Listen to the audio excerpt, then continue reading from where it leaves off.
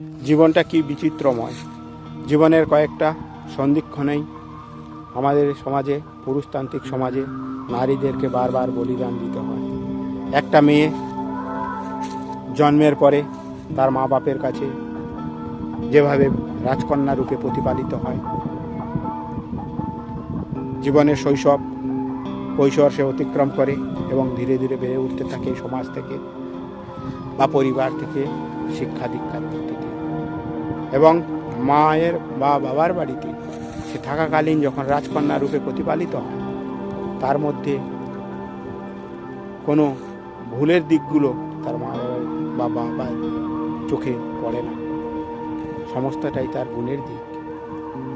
কিন্তু জীবনের সন্ধিক্ষণে যখনই সে শৈশব বা কৈশোর অতিক্রম করে এবং সে যৌবনে পদার্পণ করে, এই পুরুষতান্ত্রিক সমাজের রীতিনীতি মেনে তাকে রাজপ্রাসাদ থেকে স্বামীর বাড়িতে যেতে হয় এবং সেখানে গিয়ে তার জীবনের সমস্ত স্বাধীনতাগুলো বলিদান দিতে হয়। যার জীবনে কোনো এক সময় তার মা বা বাবা খারাপ দিকগুলো খুঁজে পেত না, সেখানে গিয়ে তার জীবনের উল্টো ছবি বা প্রতিচ্ছবি সে দেখতে পায়। তার স্বাধীনতাগুলো সেখানে বিসর্জন হতে থাকে এবং তার মধ্যে যে সমস্ত ভালো দিকগুলো ছিল সব কিছুই তখন উল্টে গিয়ে খারাপে পরিণত হয়ে যায়। এর একটাই কারণ, পুরুষতান্ত্রিক সমাজে নারী স্বাধীনতা হরণের চেষ্টা অতীত থেকে আজও বর্তমান নিমজ্জিত। আমরা একটা নারীকে কোনো রকম তার মর্যাদা দিয়ে তার স্বাধীনতাগুলোকে বিকাশের মধ্য দিয়ে মেলে ধরতে পারি না, কারণ আমরা এই সমাজে পুরুষরা হলাম সবসময় নারীর উপরে। এটাই হচ্ছে পুরুষতান্ত্রিক সমাজের রীতিনীতি। তার মধ্যে যে ভালো গুণগুলো ছিল সেগুলোকে আমরা কোনোদিন তুলে ধরতে পারিনি। তার সমস্ত ভালোগুলোই ভুলে পরিণত হয়ে যায়, আর সে জীবনকে মানিয়ে নেওয়ার জন্যে তার সমস্ত ভালো কিছুকেই বিসর্জন দিয়ে, বলিদান দিয়ে এই সমাজে নিজের স্বাধীনতাকে বিসর্জন দিয়ে মানিয়ে নিতে থাকে। জীবনের কি বিচিত্র রূপ।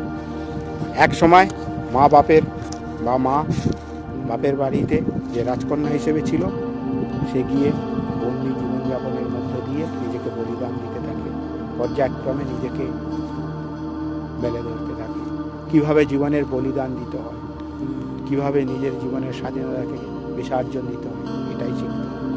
এক সময় তার জীবনের সমস্ত কিছুই ভালো দিক বা ভালো গুণে ছিল, সেই ভালো গুণগুলো এক সময় গিয়ে বন্দি দশাতে সমস্ত খারাপ গুণে পরিণত হয়ে যায়, যার ছবি পুরো উল্টো এই সমাজে হয়ে যায়।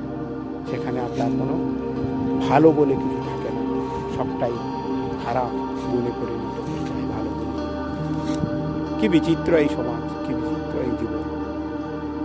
যে রাজপ্রাসাদে রাজকন্যা রূপে ছিল, তাকে বন্দি দশাতে জীবনযাপন করতে হয় বলিদানের মাধ্যমে। এটাই হলো বিচিত্রময় সমাজের পুরুষতান্ত্রিক সমাজের আসল রূপ বা চেহারা।